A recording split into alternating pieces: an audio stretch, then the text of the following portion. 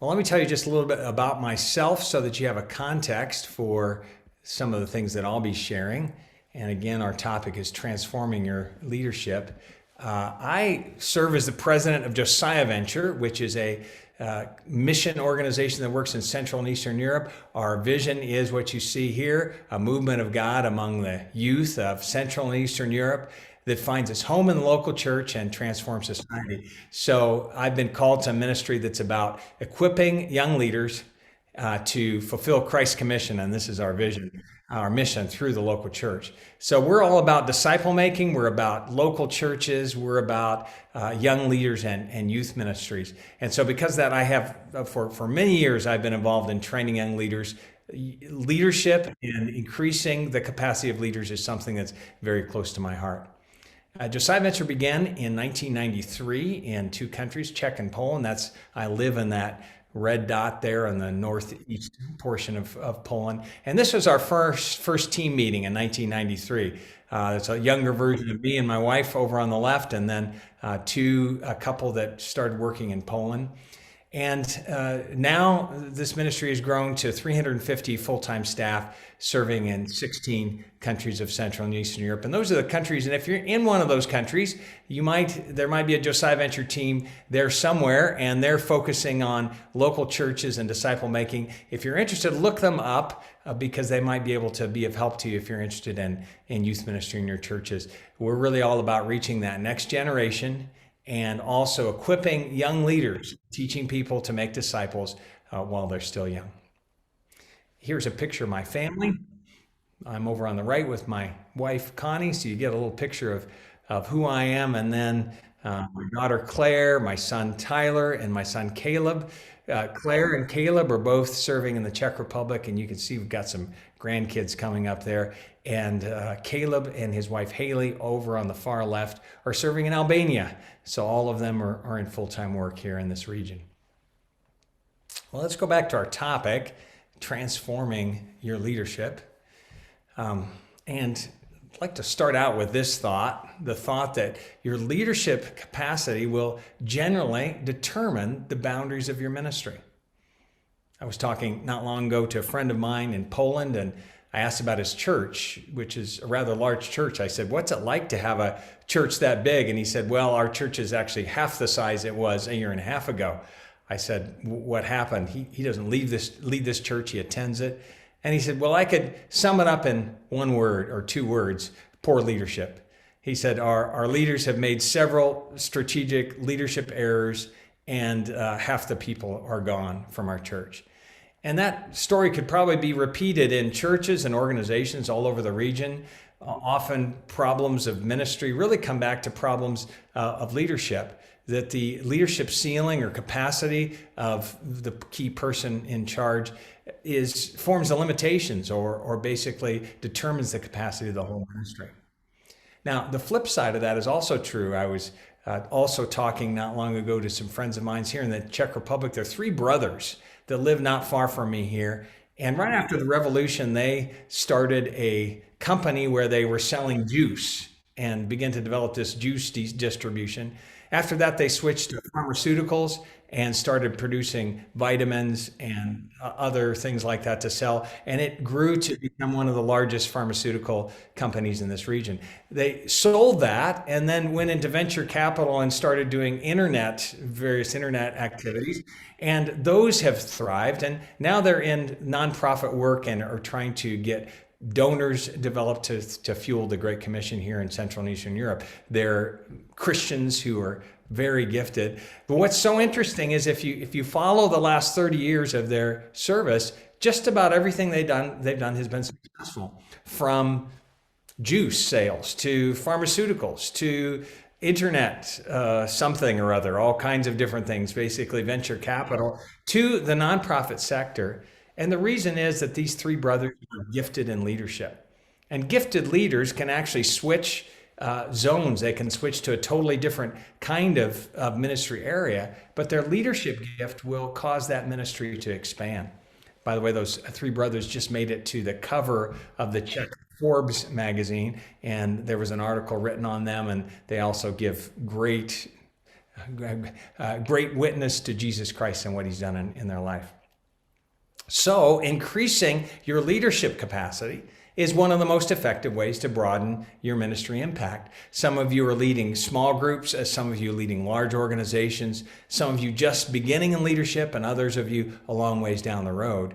But wherever you're at, if you can take that leadership capacity that you have and take it a little further, be able to lead 4 instead of 2, or expand your capability to deal with problems, whatever increase you can have in your leadership capacity, that will result in an expansion of your ministry impact. So we're going to talk about different ways to increase that leadership capacity of yours. And the first capacity building step we have is right here. This is what we'll cover in our first session. Know who you are and know what you're made for. Know who you are and know what you're made for. You will lead best out of how God has made you, and you'll lead most effectively into what he's called you to. Know who you are and what you're made for. Someone said you can't get out of a person what God hasn't put in them. If you try to do something that basically Jesus hasn't equipped you for, you won't be good at it. I was talking to a pastor friend of mine, and he mentioned going to SeaWorld in California. He's a pastor there. SeaWorld has dolphins that jump through hoops and killer whales that do tricks. And he said at one point in the program, they had a duck come out, and the duck swam in the water a little bit and then got up on the side, and they put roller skates on the duck, and the duck started skating around. And he said he got back from that time and was telling someone about it. And they said, could the duck really roller skate? And my pastor friend, his name is Charles Swindoll. Some of you may have heard his name. He said, well, he could, but I could tell his heart wasn't in it. He could do it, but I could tell his heart wasn't in it. And he said, ever since that time, when I see someone functioning out of who God has created them to be, I think of them like a duck on roller skates. You can learn to do it. You can do it, but your heart's not going to be in it. You'll never do it like you would do something that you were created to do. Ephesians echoes this when Paul says, for we are his workmanship, created in Christ Jesus for good works, which God prepared beforehand that we should walk in them. So you're his workmanship. He's designed you special, and he's designed you for a particular set of good works, and he's even prepared those works in advance. In Psalm 139, the psalmist says, your eyes saw my unformed body, and then he talks about being knit together in his mother's womb. And then he says, all of the days ordained for me were written in your book before one of them came to be. So the formation of who you are is tied to what God has already written in the book about your life. He has a way he made you and a purpose he made you for. And when your work matches with how you were made and what you were made for, you'll be in your zone of greatest effectiveness. Well, how do you understand who you are? How do you understand that? I remember being at a point of transition in my life when I was about 30 years old. I was living in Chicago, going through a master's program. I'd finished one ministry and was saying, God, what do you have next for me?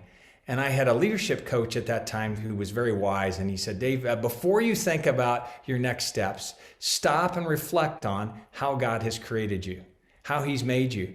Because whatever his plan is going to match the way he made you. And the way he made you needs to express itself in how you lead into that plan. And I said, well, how do I find that out? And he gave me a couple questions, which I'm going to give to you. This was his first question. He said, what were you like at 10 years of age? And I asked him, why 10 years of age? What's so special about that? He said, well, you're old enough to start displaying your natural tendencies, and you're young enough to not have them distorted by the expectations and environment of people around you. So he said, at 10, what were you naturally doing? What did you enjoy? What were you drawn to? And if you look at me at 10 years old, I was reading a lot. I loved to read. I loved adventures. I loved exploration. I like getting into new things.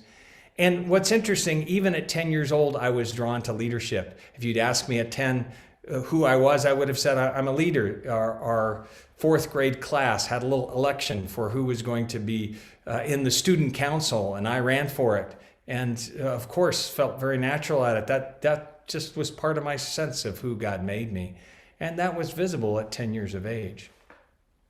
He also said, how has God shaped you through your life experiences? Because he prepares you by circumstances that he has sovereignly under his control. And I started thinking about that. And well, I grew up in a home with a missionary dad. He was a leader of a mission organization. And when I was 12 years old, he took me on one of his trips. He actually traveled out to visit all the missionaries. And I traveled with him for 3 months, which is crazy at 12 years of age. We had worked as a family to raise the money to do that. I traveled around the world with my dad and saw missions all over. This is a long time ago when young people didn't travel. And that was a unique experience that God sovereignly gave me. And I came back with a heart burning for missions, a heart burning for the places where the gospel hasn't been heard or where the church is weak and needs to be strengthened. That happened as part of my life-shaping experiences. Now, a little bit before that, another kind of traumatic event shaped me, and that was my dad, who I was very close to, got cancer. And for several years, we didn't know if he was going to even live. During that time, I had a lot of responsibilities in our family, and that shaped me. It shaped me with some sorrow as I thought about my dad possibly dying, with some responsibility that maybe I wouldn't normally have had that age. And so we're shaped by both the positive experiences that happen and also some of the difficult ones. God shapes us through our struggle and prepares us sometimes with special abilities or special compassion for things he wants to lead us into. Then he had this question for me. He said, what is easy for you? Actually, it should be for you instead of for your, and more difficult for others. What brings you joy and satisfaction? What energizes you? What are you passionate about? Well, as I grew, when I was in high school, someone taught me how to share the gospel and taught me I memorized the 4 spiritual laws, and I shared with one of my classmates, and he put his trust in Christ, and it was so exciting for me. And I realized that I had this incredible passion for the gospel and a love for evangelism. Places where maybe a lot of people would be afraid if you would say, can you go out and just talk to that person about Jesus? You'll just make my day. I love doing that. I love seeing people come to Christ. I also love pioneer work. I love things that are new. I have a harder time with something that's already been going. I have a harder time maintaining something that's already been built. But if there's an area of God's kingdom that needs to be pushed into, I just love that. And you would have found me also at 10 years old inventing things and building things, digging holes and building things with wood and making forts. I love to build. I love to see where there was nothing, something coming together.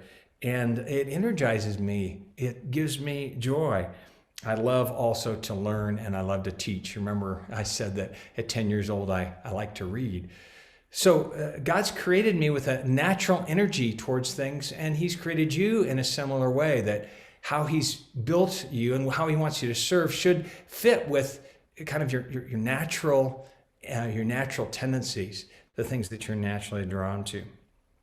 And then here was the other question he gave me. What do others say about the ways God has uniquely created you? Now, sometimes we need to listen to others, because things that can seem so easy to us aren't. Other people say, how did you do that? And we say, well, that's just normal and natural. How did you prepare to teach? Well, I love to do that. You made my day if you give me the opportunity to prepare to teach. And other people might have to tell you, oh, that actually is not what everyone experiences. And they also might need to tell you, hey, this thing that you're trying to do, you're actually not very good at. You're not doing well. We need to listen to how others tell us about our unique gifting. One of the things you have in your notes is PPG, personality, passion, and gifting. And after that leader challenged me, that leadership coach, I spent some time and I actually wrote down 5 things that I think are true about who God's created me. I wrote that down when I was 30 years old, and I still am living out of it almost 30 years later. I wrote down DJ Dez. I want to be, and I think I am a discipler of leaders.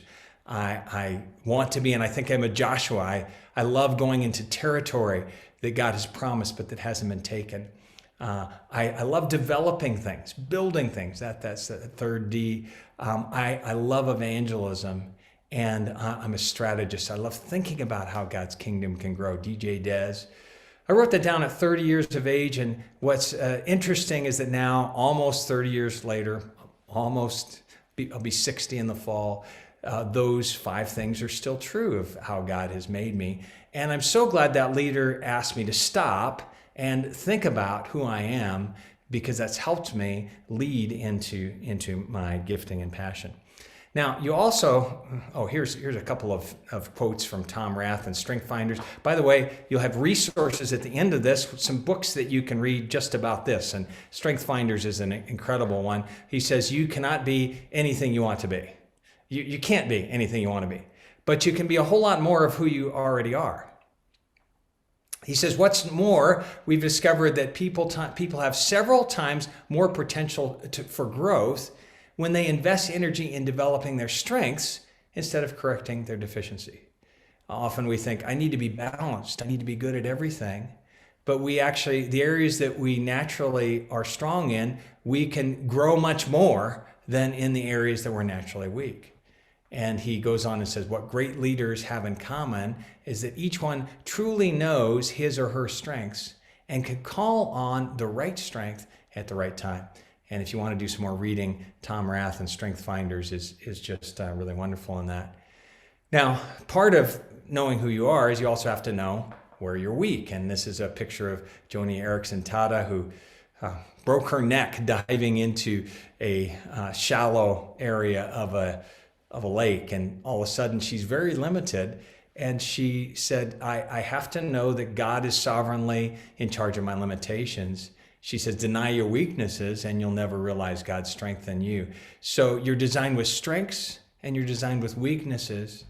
If a maturity is always a return to reality about yourself, you also need to be well aware of what you're not good at and recognize that that's not a problem to God, and that some of that some of that is purposeful.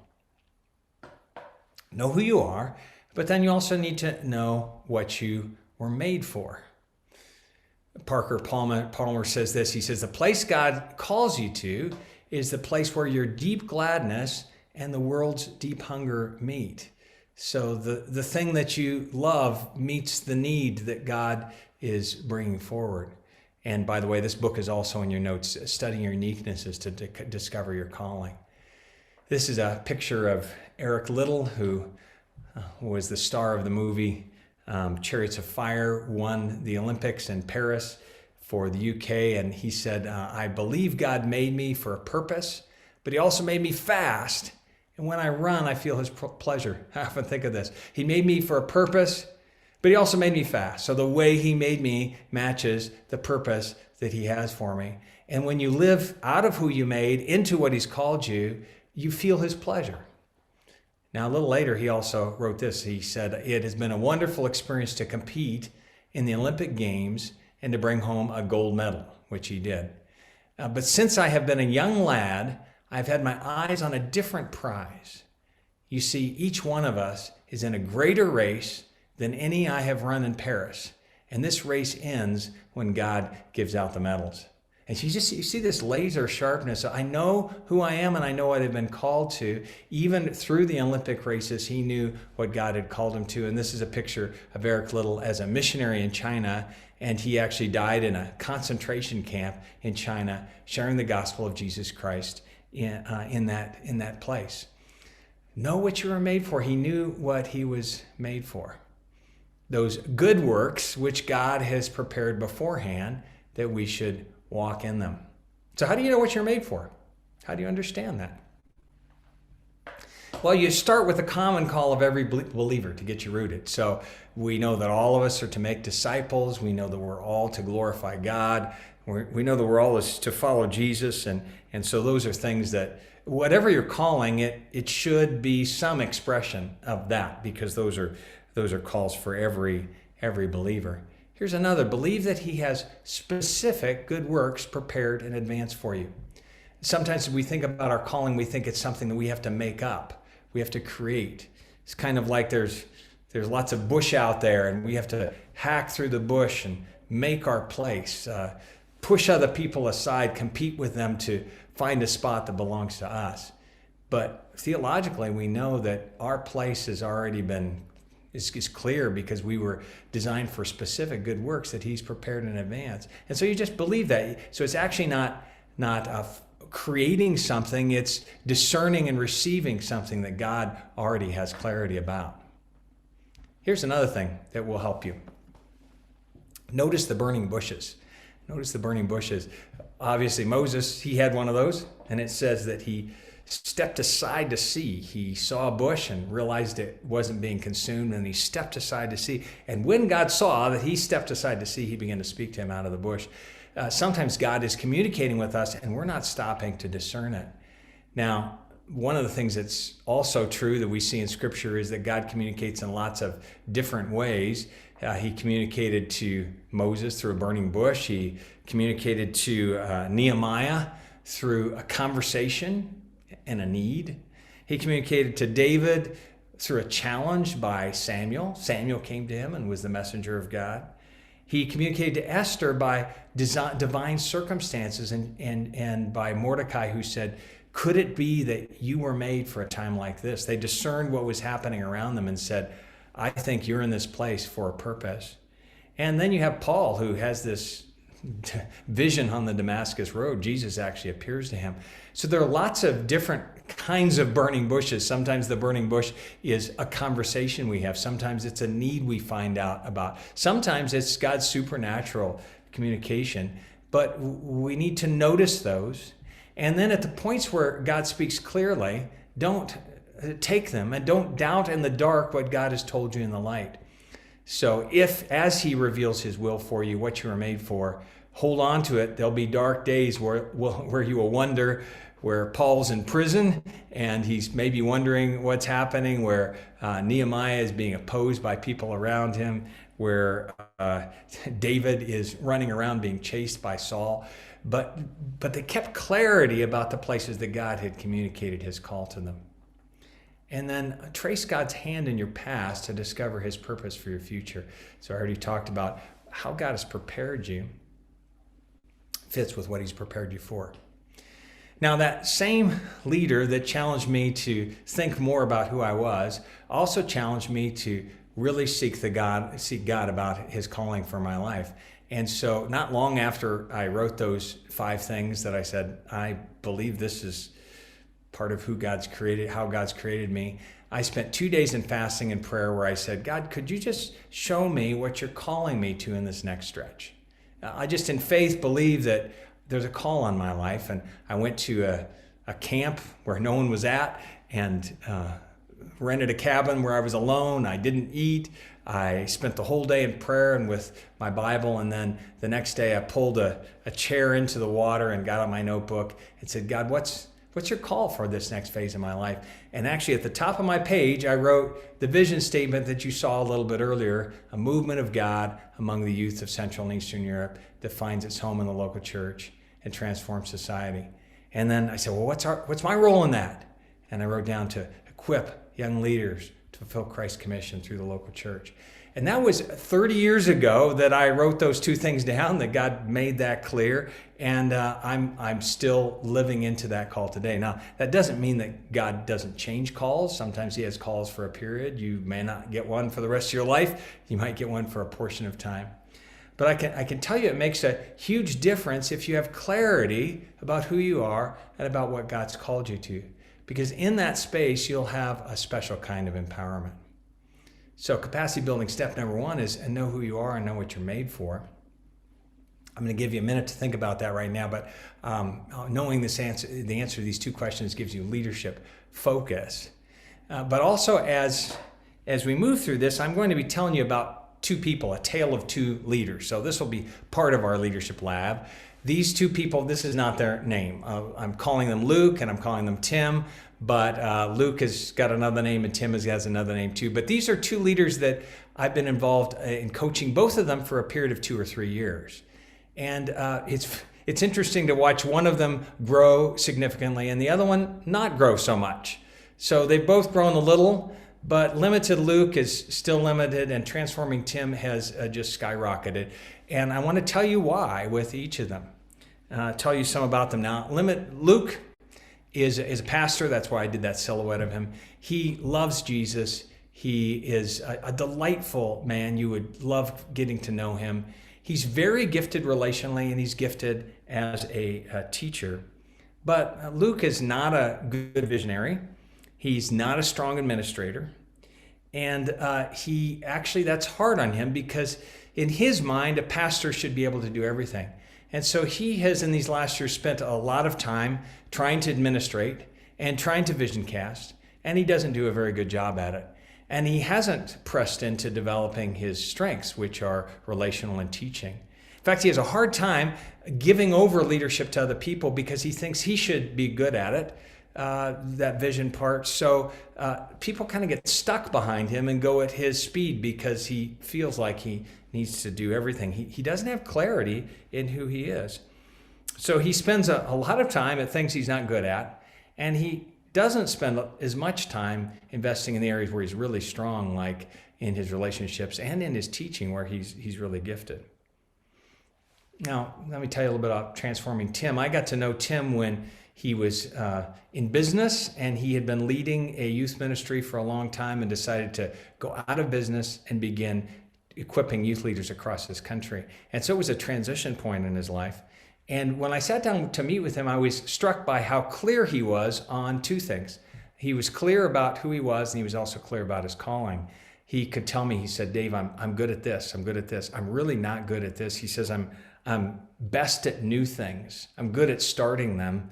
I'm not as good at keeping them going. And he says, because of that, whenever I start something, I need to have a replacement in mind. He was thinking about living out of his strengths and being ready for his weaknesses.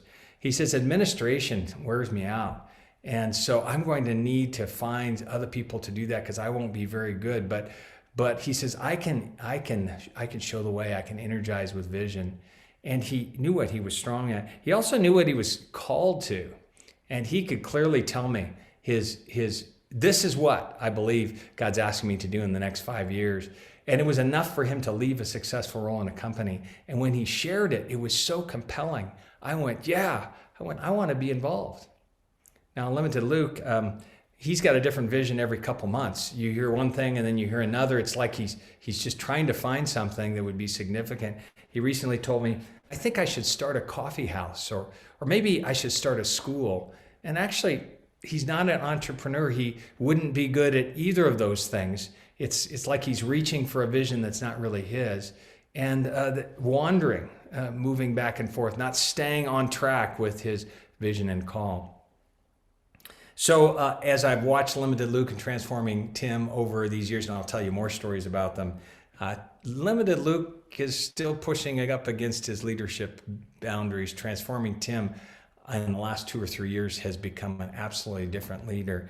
But it started with Transforming Tim really understanding who he was and what God has called him to. Why don't we go into some applications? So here you go with application. And here I have 2 questions for you. Who are you? Describe in 3 to 5 sentences who you are. And then summarize in 3 to 5 sentences your call from God as you currently understand it. Now you might say, oh, this is going to take me hours. I actually want you to do it quickly. I'm going to give you about 8 minutes. Because I want you to move intuitively. Just move quickly. Don't make this perfect, but get something out there and think, how can I get something that's brief and short, get something out there and then start to work with it. And you can come back to it later and hone it, but give me your best in about 8 minutes. So we have, I'll give you about 8 minutes. I'll give you a warning when we're about 1 minute away. Find a piece of paper, look at these 2 questions and see if you can answer them. And then we'll move on to our next capacity building questions. So here you go. I'm not going to play any music or anything because you can just think. You need the quiet. But I will mute myself for a minute and then be back to you in about 8 minutes.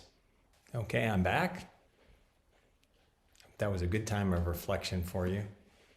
And actually, I'm going to go back just one sec. I want to just emphasize this. Knowing who you are and what you're made for, knowing the answer to these two questions gives you leadership focus. And it's so interesting to see all the times in the life of Jesus where he expresses his calling with such clarity that you can see it. It just gave his leadership focus. For instance, people in Capernaum wanted him to stay because there was a revival going on. And Jesus replied in Mark 1:38, "Let's go somewhere else to the nearby villages so I can preach there also. That is why I have come." You just have this sense of Jesus says, this is what I was made for. This is my calling. Another place in Mark 2 where they're criticizing Jesus for eating in Matthew's house with tax collectors and sinners. On hearing this, Jesus said to them, "It's not the healthy who need a doctor, but the sick. I have not come to call the righteous, but sinners to repentance." Again, that clarity. This is what I was called to. This is who I am. Or in Mark 10:45, he said, "For even the Son of Man came not to be served, but to serve and to give his life as a ransom for many." You just see that leadership focus.